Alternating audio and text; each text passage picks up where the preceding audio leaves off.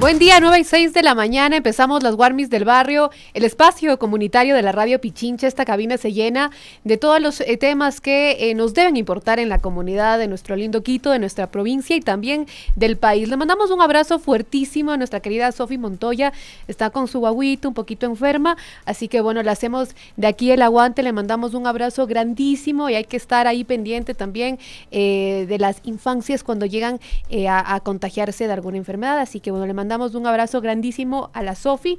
9:06 de la mañana, amigos, yo les quiero contar un poquito cómo va el tránsito. La avenida Napo está siendo intervenida por las Obras Quito, por la empresa de obras, así que más vías están cerradas por trabajos viales, así que si usted ya está conduciendo, ya está yendo al trabajo, le contamos de algunos de los operativos de la Agencia Metropolitana de Tránsito.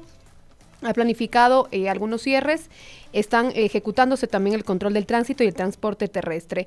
Existen cierres viales que han sido planificados, otros, como hemos también narrado ya en las Warmis del Barrio, son de carácter emergente. Así que ponga atención en las redes sociales del municipio, todo lo que ahora mismo está ocurriendo con este plan operativo.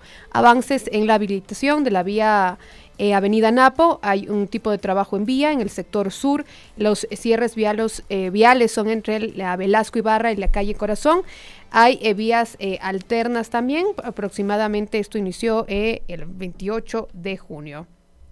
También hay un plan operativo, se realizaron algunos planes operativos durante el fin de semana, pero preste atención a lo que le dice la agencia de tránsito. También habla las autoridades de que recientemente la avenida Mariscal Sucre, la actualización ya está habilitada. Hace una hora más o menos se registró un vehículo averiado sobre esta avenida en el carril izquierdo en sentido sur-norte. Ahora mismo ya está habilitada, así que puede conducir con precaución. Asimismo, recuerde que hay los contraflujos en la avenida Mariscal Sucre y la autopista General Rumiñahui ya están activos, así que recuerde que desde las 6 de la mañana hasta las 7 de la mañana, de las 7:30 a las 8 y en la tarde de las 4:30 hasta las 17, 17:30 hasta las 18. Algunos temas que tenemos presente, pero que en algunas ocasiones nos olvidamos. Yo les quiero contar también lo que ocurrió el fin de semana en el país, y es que si bien ya terminó junio con una conmemoración y celebración grande de las diversidades sexuales y hubo algunas reflexiones precisamente que trajo este tema, por un lado, la responsabilidad que tienen las autoridades para ejecutar planes que garanticen los derechos de las personas, y uno de esos es precisamente de la movilidad y también del derecho a salir a las calles, a exigir precisamente que se visibilicen algunas de las situaciones. Así que el país se vistió de una ola multicolor. Cientos de personas desfilaron y marcharon por las calles principales de las ciudades principales del Ecuador, que son Quito y Guayaquil. Hubo disfraces, música, también algunas consignas, en las calles principales. Nuestros compañeros estuvieron allí en las calles de Quito, particularmente en la marcha de nuestra capital, Patricio Peralta y Viviana Erazo, quienes llevaron todas las informaciones y las consignas de las diversidades sexuales. Esto que se dio también en medio de algunas observaciones, particularmente de lo que ocurría en Guayaquil, ¿no? Con las declaraciones del alcalde de esta ciudad, Aquiles, que precisamente generó un profundo malestar, más aún cuando se limitan derechos como es movilizarse y exigir algo tan prioritario para el sector de las comunidades LGTBIQ+ en el Ecuador.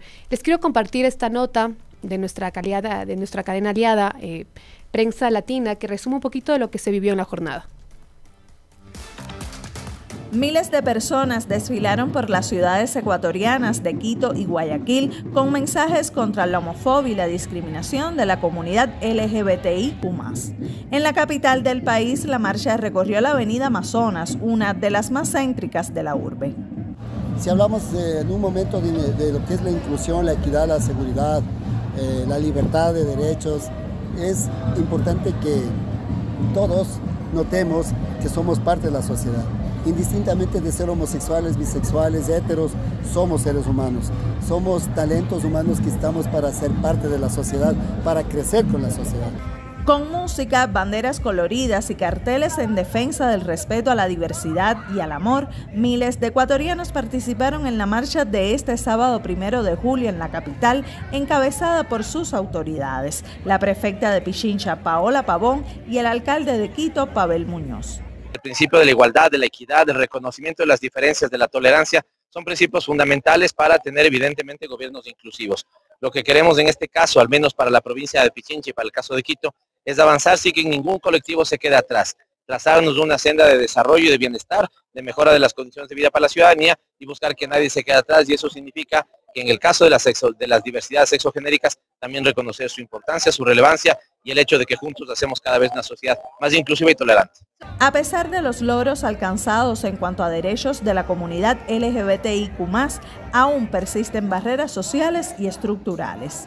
Las barreras que existen son barreras estructurales, porque la estructura de la sociedad está fundamentada en la heterogeneidad, en el patriarcado, y no incluye, ¿no es cierto?, estas otras diversidades de expresión del cuerpo, que pueden ser congénitas o no, que pueden ser construidas, pero los seres humanos no podemos tener restricción de expresarnos o que nuestro cuerpo, nuestra sexualidad, ¿no es cierto?, se vea limitada por los estigmas sociales.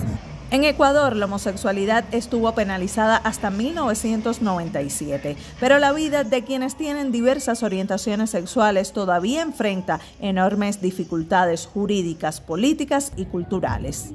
Desde Quito, Ecuador, Norbel González y Adriana Robreño, Prensa Latina. Escuchábamos ahí algunos de los testimonios también de lo que ocurrió precisamente en la capital, y leo algunos comentarios que me dicen que hablemos de temas importantes y que si el programa se va a dedicar a esto. El programa de las Guarmis se ha dedicado durante todo este año, mi querido Alejo, a tratar temas de las diversidades, los sectores más vulnerados históricamente del Ecuador, así que hablar de diversidad sexual debe ser una prioridad para la sociedad y además para los gobiernos. Evidentemente, si usted quiere buscar un mayor contenido en diferentes temas, hay una amplia gama de programas en Radio Pichincha para que usted pueda elegir qué es lo que quiere escuchar. Además, a esto sumo, porque precisamente también cuando escucho este tipo de discursos, hablamos de homofobia, ¿no? Yo quiero resaltar algunos de los datos de Amnistía Internacional precisamente, que habla sobre los discursos de odio contra las personas de las diversidades sexuales. Según los datos de la Asociación Internacional de Lesbianas, Gays, Bisexuales, Trans e Intersex, es el ILGA, según sus siglas en inglés, 64 estados miembros de la ONU todavía criminalizan los actos sexuales consensuales entre personas adultas del mismo sexo, 62 por disposiciones legales explícitas y 2 de facto. Ahí le respondo también, mi querido Alejo, para que si nos ampliamos un poquito más a nivel internacional, sigue siendo incluso un crimen debatir sobre la identidad y la orientación sexual de una persona. Además, están, por ejemplo, 6 de ellos: Arabia Saudí, Brunei, Irán, Mauritania, Nigeria, 2 estados del norte, Yemen también. La pena de muerte es un castigo legalmente prescrito, ¿no? Así que hay que seguir revisando datos sobre este tema porque merece la atención de la ciudadanía. Además, en julio del 2020, por ejemplo, en Sudán abolió la pena de muerte como castigo por relaciones sexuales consensuales entre personas del mismo sexo. Y en esto está también crímenes de odio contra las diversidades sexuales, asesinatos de personas LGBTI, más de amenazas legales. La vida de las personas sigue siendo un tema de peligro debido a la exposición de crímenes de odio. Estos son delitos que se cometen contra las personas o bienes debido a una relación real o supuesta con un grupo definido por una característica protegida. Así que es importante resaltar que las personas, además transgénero, son víctimas preferenciales de estos crímenes. Según los datos recogidos por Transgender Europa, en su observatorio de personas trans asesinadas entre el 2008 y septiembre del 2022 murieron asesinadas 4.369 personas transexuales en el mundo. Así que sí, es un tema de interés y me llama la atención, ¿no? Porque seguimos teniendo que explicar por qué hablamos de este tipo de temas. Además, hubo un anuncio también muy importante para la provincia, y es que en este contexto la prefecta Paola Pavón subrayó que Ecuador es un país de diversidades y que el Estado está en la obligación de elaborar políticas públicas con enfoque de género. Así que la prefecta también sumó algo muy importante a este debate y además a los derechos que se debe garantizar a las diversidades sexuales. Escuchemos. En este Quito y en este Pichincha entramos todos, todas, todes. Desde la prefectura de Pichincha comentarles que hemos tomado la decisión en nuestro nuevo centro bicentenario de Calderón colocar el primer punto colibrí. Ustedes nos dirán qué es el punto colibrí. En nuestro sistema de salud de Pichincha Humana vamos a colocar un punto específico para que pueda tener atención directa a la comunidad LGBTIQ+. Y también una lógica pensando en la diversidad, pensando en lo trans y también en las necesidades de salud que son básicas. Bueno, vamos a tener endocrinólogo, que ha sido una demanda que nos han requerido mucho. Vamos a tener también pruebas de VIH-Sida que nos han pedido mucho, especialistas en enfermedades de transmisión sexual que también nos han pedido. Así que en nuestro propio sistema de salud colocaremos los puntos colibrís.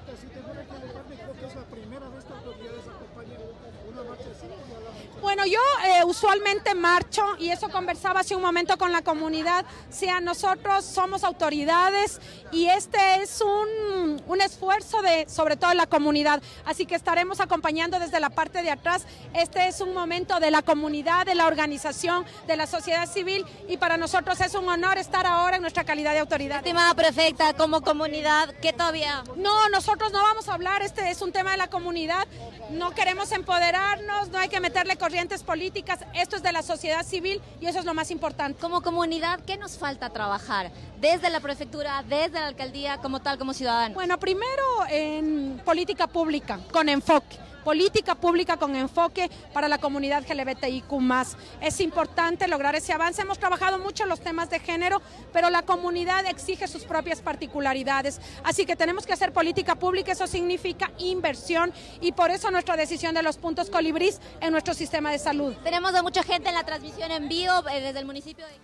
Escuchábamos ahí un anuncio fundamental para la provincia y es este punto o puntos colibrí que brindará atención a la comunidad LGBTIQ+, que es uno de los anuncios de la prefecta y para la ciudadanía, para los pichinchanos y pichinchanas, además que se suma en esta visión de género que tiene la prefectura de Pichincha y que además se busca incluso en diferentes puntos del país replicar esta política. Así que hay una respuesta nuevamente, Alejo, porque lo veo que insiste en decirnos también esto por redes sociales, con todo el respeto, de que hay temas prioritarios. Ahora sí, cerrando esto, vamos a hablar de las denuncias en el barrio y lo que nos comentaba Alejo precisamente es que no hay agua en uno de los barrios de Quito. Si no me equivoco, me puede especificar el sector exacto del Valle de los Chillos para poder pasar su denuncia. También tenemos un audio de otra denuncia ciudadana que se relaciona precisamente con el tema de desabastecimiento de agua potable. Escuchemos.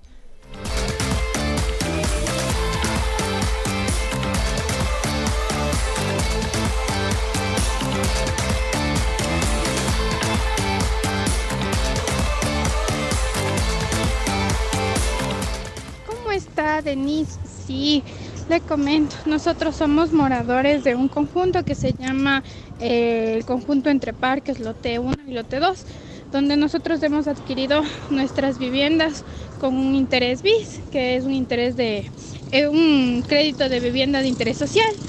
Nos dieron un bono del MIDUB y todo, pero nos encontramos con una novedad, que la inmobiliaria ha sabido tener algunas cositas un poco irregulares, por ejemplo el tema del agua.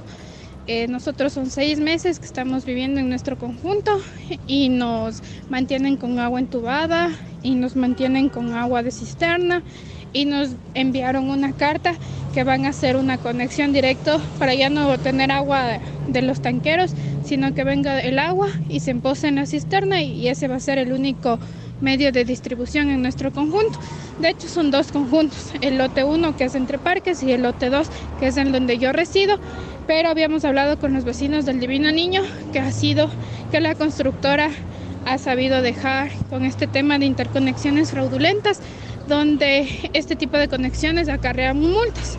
Estas multas van desde los 2.000 hasta los $5.000 incluso por familia. Y es una problemática de esta inmobiliaria que viene haciendo este negociado y nos preocupa, ¿no? Porque son viviendas de interés social, pero aparte de eso tenemos una problemática súper fuerte que es el agua. Y nosotros hicimos pruebas del pH del agua el día de ayer en una reunión y vimos que tenemos una agua demasiado ácida que ya nos está afectando a la salud, irritación de la piel, irritación de ojos entre algunas cosas más. Y también, como le digo, tenemos agua de cisterna.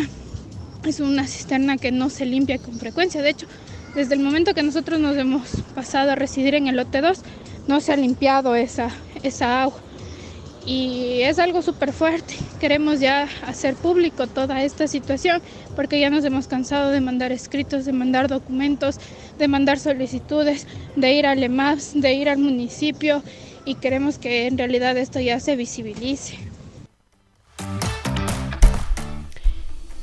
Escuchábamos ahí una de las denuncias de un sector de Quito debido al desabastecimiento de agua. Lamentablemente esto sigue siendo una constante en la capital, pero también hay que reconocer que al menos las denuncias que hemos presentado recientemente a la empresa de agua potable se han podido resolver momentáneamente. Eso incluye también algunos desfogues de agua en la capital. Yo he podido ver y ser testigo de eso, pero lamentablemente las denuncias siguen llegando, ¿no? Aquí estamos precisamente, San Vito nos hablaba, no, me equivoqué, Alejandro. En el Valle de los Chillos, en la calle Quitus, esta es la urbanización, es La Sayá, nos habla 2, por el complejo deportivo de los médicos de Pichincha. Me dicen que hay desabastecimiento de agua, así que hay que tomar bastante atención a esto. Entendemos que hay diferentes puntos también por una transición que se da ahora mismo de autoridades. Sin embargo, esta no es la única denuncia que tenemos también. Guido Varela, un representante de las tiendas del barrio, explicó recientemente la afectación que han tenido las tiendas pequeñas, incluso también en las calles de Quito, frente a la implantación de mini sucursales de los grandes supermercados de los barrios populosos. ¿Quién no ha visto estas tiendas camufladas de chiquitas o barriales que tienen relación con las grandes cadenas de supermercado, que a veces lo llaman express y bueno, y te hablan como si fuera algo del barrio que va a beneficiar a las personas de los habitantes de los barrios, pero no ocurre? Siguen siendo precios también más caros y evidentemente afecta esto a los pequeños emprendimientos de la capital. Así que escuchamos esta entrevista, asimismo que hacía nuestra compañera Berito. La realidad que se ha venido desarrollando ya en poco más de un año, y con una intensidad muy fuerte, que sin duda ha impactado a muchas tiendas en el país. Este es un modelo denominado hard discount o de descuento duro. Nace en Alemania, fue implementado con mucho éxito en Colombia, y ese modelo finalmente llegó a Ecuador con la agresividad que ello significa. Como tú muy bien lo mencionas, esto ha impactado a muchas tiendas de barrio que a nivel nacional o donde se están emplazando estos negocios, pues es muy difícil competir contra ellos, por no decir imposible. Y bueno, sobre eso es una realidad de mercado muy dura de librar, pero pues nosotros como asociación entendemos esta realidad y estamos justamente trabajando para profesionalizar a la tienda de barrio y buscar dentro de pues esto duro, porque no son los únicos competidores. La pandemia generó un incremento significativo de competidores de tiendas de barrio, es decir, en un barrio tal vez donde habían 2, 3 tiendas, durante los momentos más álgidos de la pandemia tuvimos 3, 4 tiendas, lo cual pues no necesariamente es sostenible, la población no se triplica o se cuadriplica, sino simplemente lo que está haciendo es los mismos hogares o los mismos ingresos repartidos para 3 o 4 jugadores en ese barrio. Entonces eso obviamente ya empezó un impacto. La llegada también de estos modelos de hard discount ha sido aún más, y nosotros como asociación de hecho pues estamos trabajando en la capacitación y en la búsqueda de esa profesionalización de la tienda de barrio que le permita entender esta realidad y adecuarse y ajustarse a estos nuevos jugadores que si bien tienen ventajas para el ama de casa y que afectan a los ingresos del tendero, también el tendero tiene sus herramientas con las cuales se puede defender, y en eso justamente estamos trabajando. La gran ventaja de la tienda de barrio es la cercanía, es el conocer de primera mano a su vecina, a su vecino, al hijo del vecino, que le da un trato especial, y si no lo está haciendo, pues ahora con mayor razón lo tiene que hacer, porque esa es tal vez una de las principales herramientas, el servicio al cliente, la cercanía, el hecho de que, y en Quito, por ejemplo, pasa algo muy particular, que le dice Besi, porque es su vecina, tanto la tenera como su vecina son besis.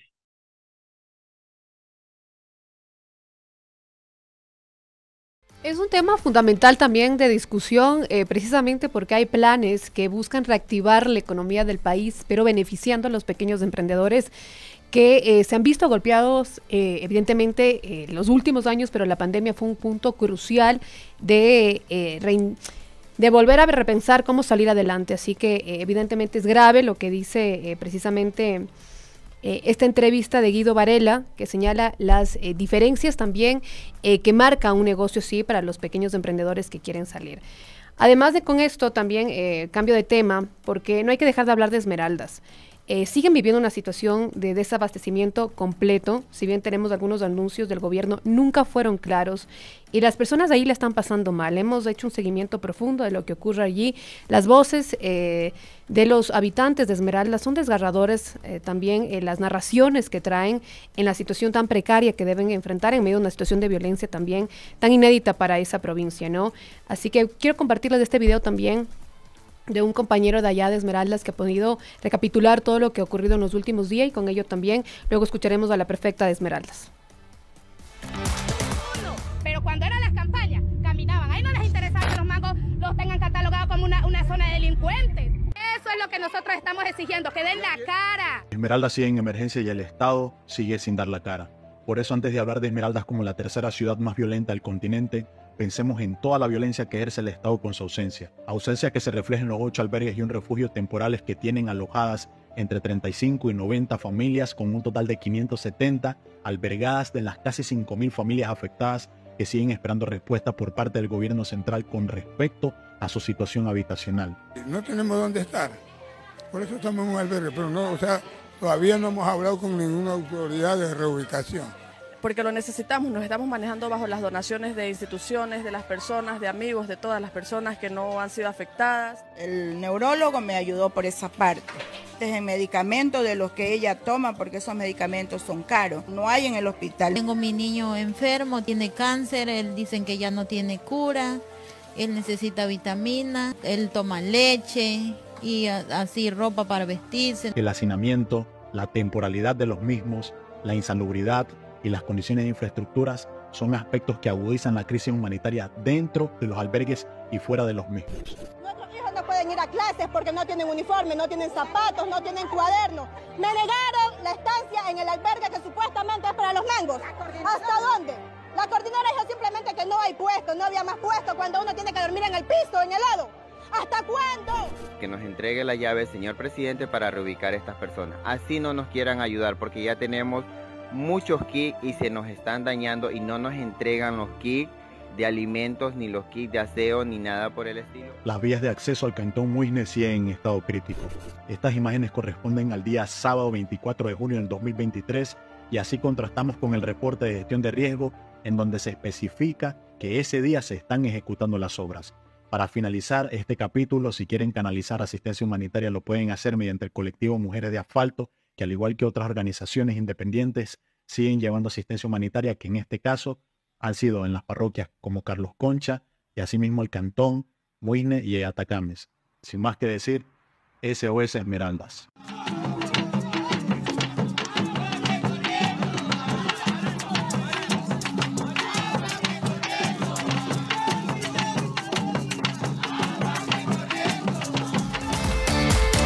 La verdad que es lamentable. Yo tuve la oportunidad de estar allí un fin de semana y ver los albergues tan golpeados de las personas damnificadas, afectadas. Es muy, muy, muy doloroso. Si bien las ayudas han llegado allí, sigue siendo un tema de atención prioritaria para las autoridades. Pero bueno, para este gobierno que poco o nada le ha importado los derechos de las personas, no sé qué más se le podría decir. Yo le quiero agradecer a Ismael Bernal, quien es sociólogo y también un conocedor de la situación de Esmeraldas. En este contexto quiero también sumarles, amigos, las declaraciones de una entrevista que hizo nuestro compañero Edipa Ucara, la prefecta de Esmeraldas, Roberta Zambrano. La prefecta asegura que casi a un mes también de las inundaciones que afectaron a más de 20,000 personas en esta hermosa provincia que es de Esmeraldas, todavía no se finaliza la limpieza. Es algo tan preocupante y además las familias, ¿cómo seguir luego de esto? Escuchemos lo que decía la prefecta. Hasta el momento pues no se ha podido completar al 100% de limpiezas. Mira cuánto tiempo ha pasado, ¿no? El día de ayer estuve recorriendo otro sector que se llama el sector Propicia 4, perdón, donde mandé antes la maquinaria para poder hacer limpieza. Bueno, no es mi competencia, pero no puedo dejar de atender a los hermanos en el momento que más lo necesitan.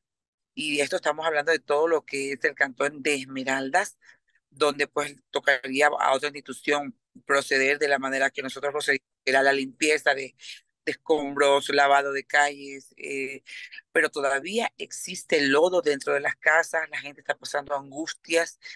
Fuimos a dejar lo que son raciones alimenticias, víveres, lo que son colchonetas, lo que es ropa, lo que son cocinetas. Yo así no me puedo quejar de la empresa privada que nos han ayudado muchísimo, muchísimo. Pero también ellos están esperando una respuesta más firme de parte de quien le compete, ¿no? En este caso, lo que se va a hacer con las viviendas que se han dañado, la reubicación también. Entonces, estamos esperando. Yo no te podría decir de qué manera están trabajando los ministerios que tienen pues la competencia para tratar este tema, y no solamente la competencia, sino los acuerdos que se llegaron en la reunión que tuvimos con el señor presidente.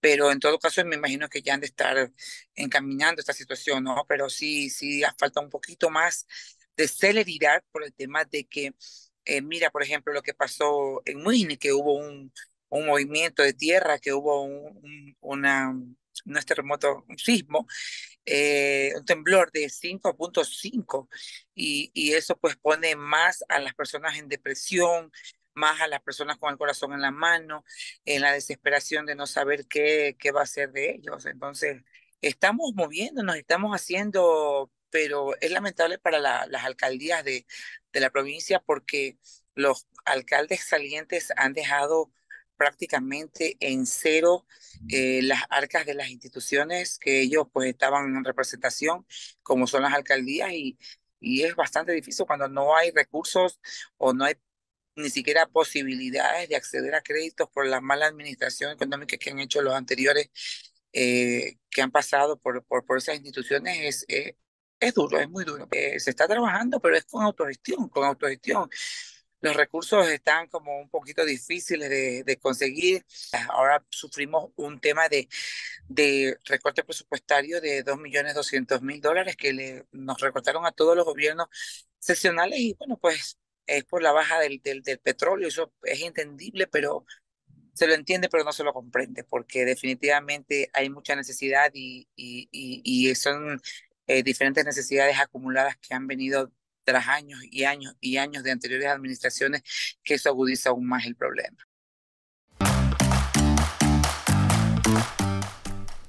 9:36 de la mañana, seguimos en las Guarmis del barrio. Escríbanos al chat de las Guarmis también, cuéntenos qué está pasando en su comunidad. Hemos tratado de atender todas estas denuncias que también importan a la capital, y también hay diversos temas que debemos acostumbrarnos ya como una exigencia social también y de prosperidad de sociedad a escuchar.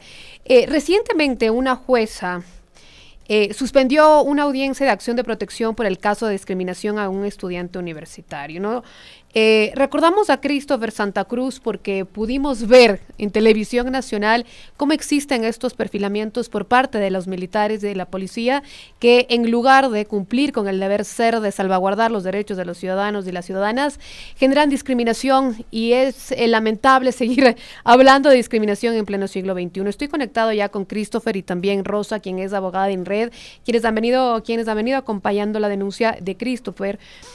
María de los Ángeles es jueza de la Unidad de Familia, Niñez y Adolescencia de Quitumbe. Suspendió el 30 de junio la audiencia de acción de protección que presentó Christopher Santa Cruz y la Fundación Regional de Asesoría de Derechos Humanos, INRED. Esta diligencia se espera o se estima que se reinstale el próximo 7 de julio. Gracias, Christopher, por estar aquí. Para mí siempre es un honor poder escuchar las voces y de lo que está emergiendo ahora mismo en nuestro país. ¿Cómo estás? Gracias, muy buenos días a todos. Pues yo creo que estoy un poco, ahora bien, creo que es algo muy fuerte, algo muy duro de afrontar, pero que te da mucha fuerza para seguir ahí. Supongo que también te tomó días, ¿no?, poder entender lo que habías vivido.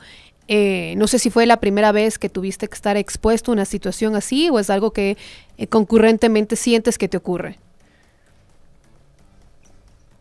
Yo anteriormente sí ha ocurrido, pero no con esa intensidad, ya que la última vez que sucedió, lo único que pude hacer es sacar el teléfono para como que documentarlo, pero son cosas que nosotros como negros o afrodescendientes lo vivimos o lo sentimos, creo que a diario, en cada vivir, porque es una realidad que no lo podemos invisibilizar, una realidad que se vive cada día. Un racismo existente fuerte en el Ecuador, una represión por parte de las autoridades que tratan de minimizar estos actos, o sea, decir que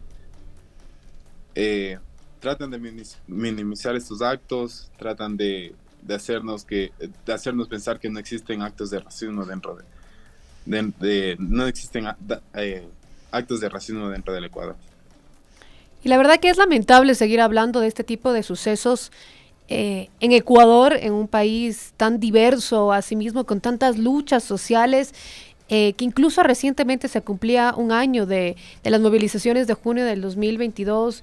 Y la verdad que ver cómo se invisibilizan, por ejemplo, los muertos de ese momento, los muertos de octubre también en la política, en ese momento contra Moreno, y vemos que casos así lamentablemente no tienen el seguimiento que merecen. Te quiero también preguntar, Rosa, vos has venido acompañando a Christopher y esta acción que han presentado, si nos puedes situar un poquito qué es lo que están haciendo como INRED, qué es lo que está ocurriendo en temas también de legalidad en este asunto. Puedes prender tu micrófono porque no te escuchamos, Rosa. Ahí sí estamos. Ahí estamos, ahí sí te escuchamos. Fuerte, duro y fuerte. Perfecto. Entonces, en ese sentido, un poco hay que ver este antecedente en materia de seguridad, cómo ha venido un poco avanzando. Y ahí va la parte de esta cuestión de las leyes reformatorias que ha habido desde un inicio, que también presentamos una acción de inconstitucionalidad, varios pronunciamientos a los decretos incluso del porte de armas, y luego varios decretos incluso también a la parte de los militares dentro de la seguridad interna, ¿no?, del país. Entonces, en ese sentido, ya llegar al punto donde estamos en el caso de Christopher, es justo lo que advertíamos en un inicio, ¿no? Es decir, cómo las Fuerzas Armadas entienden la seguridad interna y cuál es la diferencia entre en realidad un uso de la fuerza, un uso progresivo de la fuerza y un uso directo de la fuerza, que son facultades totalmente diferentes. Y es lo que incluso también antes de la vigencia de la ley de uso racional y progresivo de la fuerza también lo advertimos. Entonces, en ese sentido vemos cómo este es una consecuencia nefasta con esta política de seguridad. Y al tener esta acción de protección por un tema de discriminación, vimos en la audiencia cómo se repetían, ¿no?, esos discursos de securitización. Christopher los tuvo que escuchar, lamentablemente. Lamentablemente también tuvo que escuchar cómo se justifican de una manera muy equivocada de que son facultades del presidente de la República y que allí la justicia constitucional no tiene ninguna intervención. Entonces incluso se cuestionaba la facultad, digamos, constitucional, jurisdiccional de una jueza que está totalmente en competencia de conocer sobre aquello. Sin embargo, venía una cuestión de nosotros nos enfrentamos a la inseguridad y a la violencia y al crimen organizado y por ello nosotros actuamos de esa manera. No es una cuestión racista ni nada por el estilo. Incluso una de las pruebas de descargo por esta cuestión cuestión de, digamos, justificar el trato diferenciado fue que dentro del canal se mantenía una cuestión de incluso existían ciertos espacios de inclusión, que existían también personas afro dentro de las filas de las Fuerzas Armadas. Entonces vemos que ni siquiera la problemática todavía se encuentra, digamos, qué sé yo, internalizada para que en realidad exista una conciencia de lo que sucedió y de lo que puede llegar a suceder. Entonces eso nos enfrentamos en la audiencia. Esperamos que este viernes en realidad la jueza tenga esta cuestión de mirar que la competencia constitucional es justamente esto. La competencia en una cuestión jurisdiccional, una cuestión constitucional, es evidenciar la vulneración de derechos fundamentales de esta administración de protección. Y como tú dices, hasta pleno siglo XXI todavía seguimos en la cuestión de los derechos de igualdad, no discriminación, integridad, dignidad, que son derechos que ninguna autoridad pública, por más que venga de la función ejecutiva, puede ser regresiva o tener actos regresivos contra una persona. Y una persona que pertenece a grupos poblacionales con derechos específicos, que también fue cuestionado por la contraparte en el sentido. Sí, cuando hablamos que esto fue transmitido en televisión nacional, ¿qué consecuencias tiene esto? Desde una perspectiva también con enfoque de derechos humanos, cuando los medios se vuelven también voceros de estas réplicas precisamente tan dañinas para un sector de la población. Justo la defensa del canal de TC Televisión, pues ellos, la familia de Christopher tenía una cuestión administrativa para, digamos, rectificar la información, pero en el video que grabó la hermana de Christopher, Allison, ahí vemos cómo estuvieron cerca de 1 hora fuera del canal y nadie les atendió. Y luego con esta acción también evidenciamos que estos discursos se repiten en el sentido de consolidar este perfilamiento racial. Entonces, tanto la parte normativa de lo que encontramos en los diferentes decretos de seguridad y también estas leyes reformatorias, más lo que pasa en los medios, justamente desemboca en lo que se llama violencia simbólica. Es decir, que para recepción del público, incluso para recepción del sistema de justicia, está totalmente justificado, como no es así. Entonces, es allí donde los medios juegan un papel muy importante, que también fue cuestionado en la audiencia, en el sentido de que debe existir una cuestión de ética de la información, de derecho a la rectificación, que el tema de la libertad de expresión no implica que se menoscabe el buen nombre de una persona, ¿no? La verdad que sí, sigue asombrando un montón este tipo de hechos, porque cuando hablamos de un discurso de un gobierno que asumió en su momento, bueno, que ahora se va, pero que coqueteaba con todos estos contenidos, ¿no? Tratando básicamente de camuflar las intenciones que tenían, y precisamente lo hemos hablado, Rosa, recientemente en la entrevista que te hacía para hablar, por ejemplo, del paro nacional y esta visión también más militar sobre la sociedad. Christopher, ¿qué edad tienes tú? Voy a cumplir 22. Eres súper joven. ¿Y qué mensaje crees vos que sería el adecuado también como una persona que ha sido víctima de un tipo así, de un acto de discriminación, que no es fácil afrontarlo, porque además nos acostumbramos a escuchar tal vez a veces que este tipo de denuncias llegan a los medios de comunicación, pero es muy difícil trasladarlo a estos espacios porque uno se siente mucho más vulnerable, es un camino donde tienes mayores comentarios, te señalan por ejercer, digo, y exigir tu derecho, ¿no? Es como lo que pasa normalmente en las coberturas, que cuando hablamos de reparaciones, etcétera, uno siente que estuviese cometiendo otro delito, básicamente.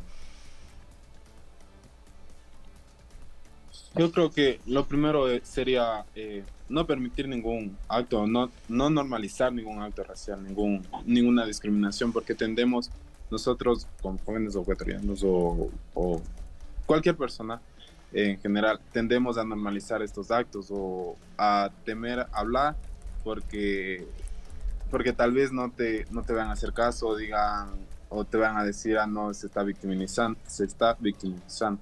Entonces el hablar, el luchar, el estar ahí constantemente, aunque muchos piensen que es una lucha perdida, el simple hecho de seguir ahí constantemente, creo que es la mejor manera. Te perdimos ahí un poquito tu audio, Christopher.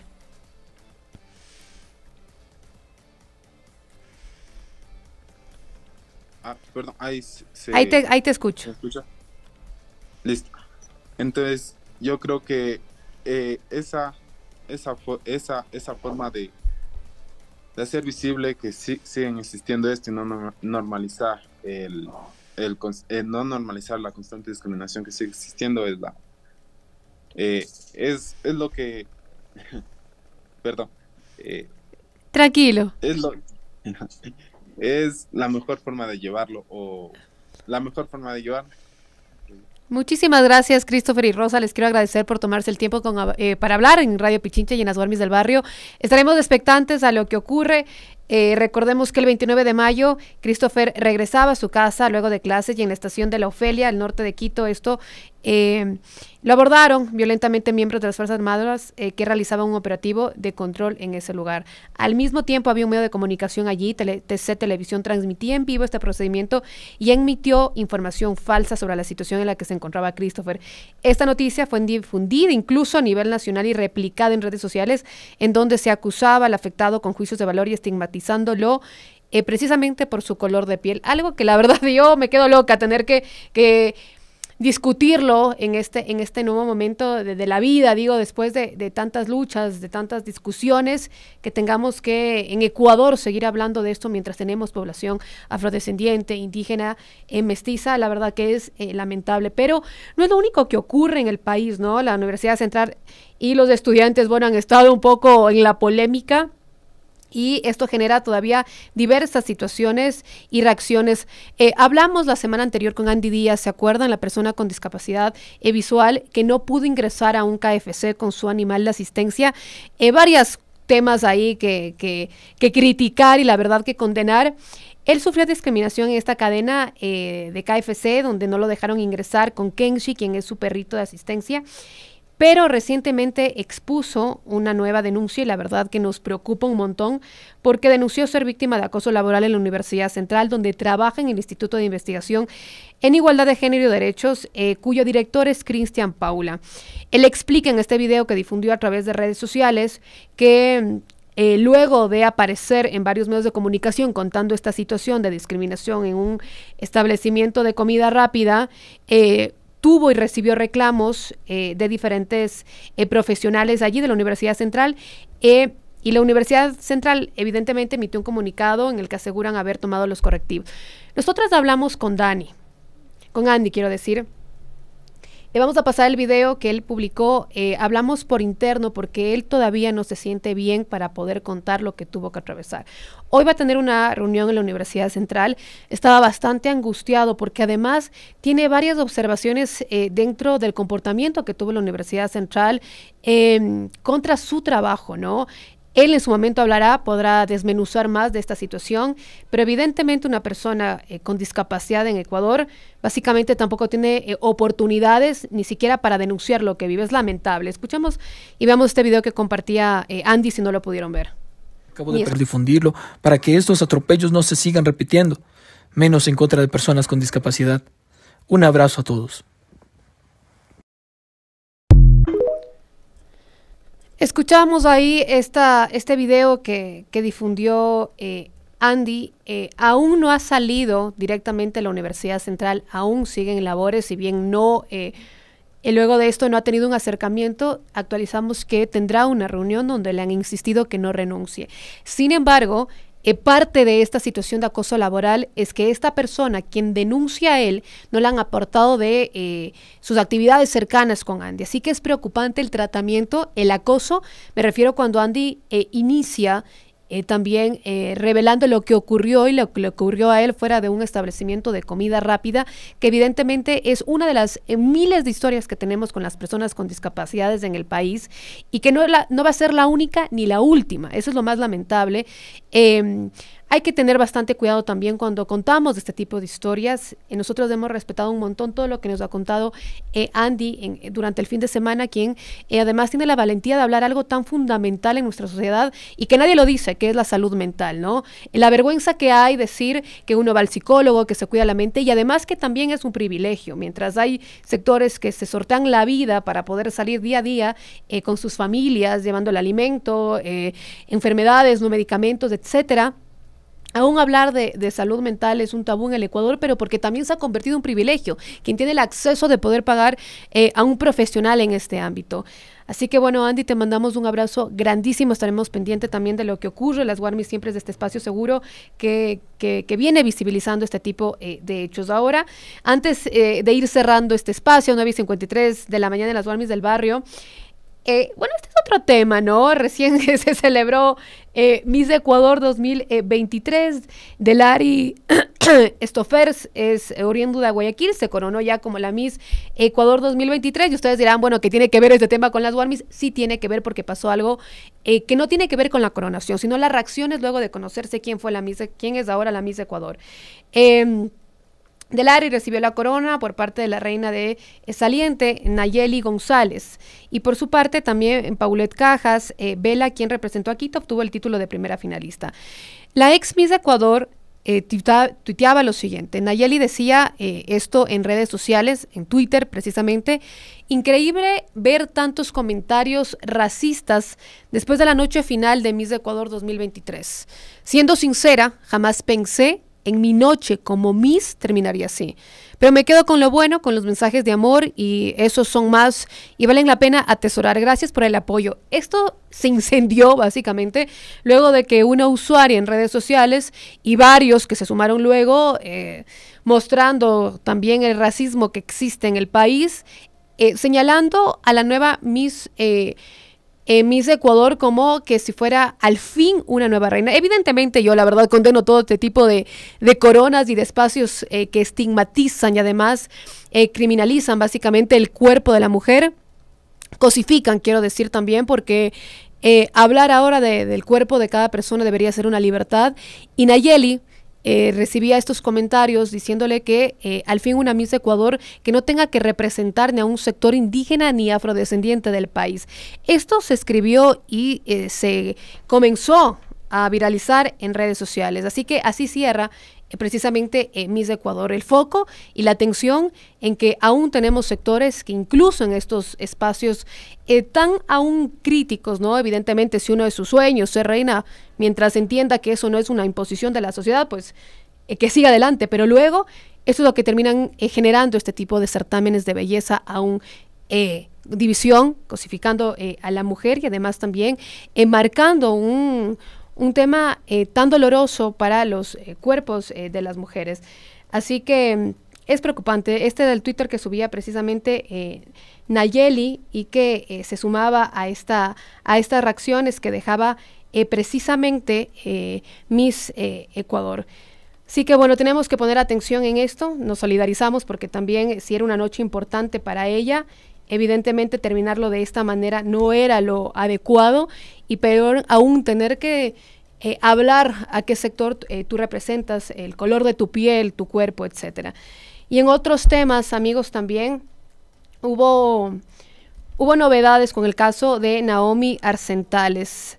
El juez dictó una prohibición de salida del país a la expareja. Este juez también ordenó medidas de protección para la familia de Naomi Arsentales, quien lamentablemente fue víctima de femicidio en Manta en diciembre del 2021. Este juez de la Unidad de Violencia de la Mujer de Manta dictó la prohibición de la salida del país contra el fiscal Juan Carlos Izquierdo, expareja de Naomi Arsentales, y evidentemente nos ponen la discusión porque más temprano me decían, ¿por qué hablamos de las diversidades y de los derechos de otros sectores? Porque también son temas urgentes que deben analizarse día a día. Cuando hablamos de un fiscal, quien tiene que recibir medidas por estar involucrado en un caso de femicidio es algo que debe seguir aterrándonos. No tan distante, recién escuchábamos también decir que la Escuela de Policías en Quito, luego del feminicidio de María Belén Bernal, implementará una política de género. Esto tiene que ocurrir cuando se cobraron la vida de María Belén Bernal, cuando también en un proceso tan revictimizante que ha tenido que atravesar Elizabeth Otavalo,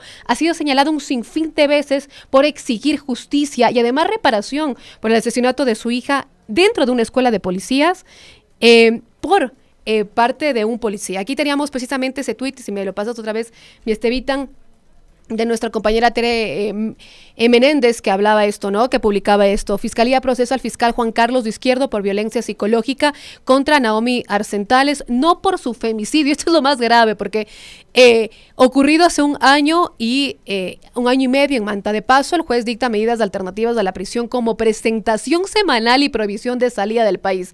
Básicamente es premiarle a su femicida en un asunto tan serio que es hablar de violencia de género en el país. Recientemente Aldea también publicaba, y seguramente lo actualizará más temprano durante estos meses, la situación de violencia que viven las mujeres en el país. Más de 1000 feminicidios desde que se tipificó el femicidio en el país en el 2014. Y hablamos de este tipo de reparaciones que cuando las madres tienen que salir a exigir justicia, incluso sus propios familiares tienen que atravesar una serie de procesos revictimizantes que les obligan a perder sus trabajos, a rebuscárselas, de estar expuestas en medios de comunicación y además ser condenados por una sociedad que ni entiende, ni sabe, ni se sensibiliza con una situación tan difícil, ¿no? También se estableció enajenar bienes muebles e inmuebles hasta $20,000 de Izquierdo. Esta decisión judicial se dio después de que la Fiscalía formulara cargos contra Izquierdo por supuesta violencia psicológica. Incluso recientemente con el caso de Verónica Ibarra, fotografías, por ejemplo, del canciller Flores de Panamá seguían circulando en las redes sociales del gobierno nacional. Evidentemente al gobierno le vale, básicamente hay que decirlo así, los derechos de las mujeres, los derechos de las diversidades, porque evidentemente no tan distante lo que ocurre ahora mismo también en Esmeraldas, puros discursos, puros ofrecimientos, pero en la teoría, en la práctica, no se combina esto y no hay ni siquiera esfuerzos, ¿no? El 12 de diciembre de 2021, Naomi Arcentales fue víctima de femicidio en el departamento de Manta, se le encontró, en el que vivía con su pareja, el fiscal de Manabí, Juan Carlos de Izquierdo. 4 meses antes de ser asesinada, Arcentales aseguró que fue violada por 2 personas en un edificio adyacente. Apareció sin vida. Y la verdad que es dolorosísimo tener que relatar temas tan cruciales de discusión en las Warmis, porque bueno, la comunidad trae todo esto, señores y señoras, así que hay que también acostumbrarnos de escuchar que estos son temas serios que siguen dividiendo las opiniones en el país, pero que siguen afectando. 10 de la mañana. Gracias a todos y todas. Nosotros nos veremos mañana con más de las Warmis del barrio.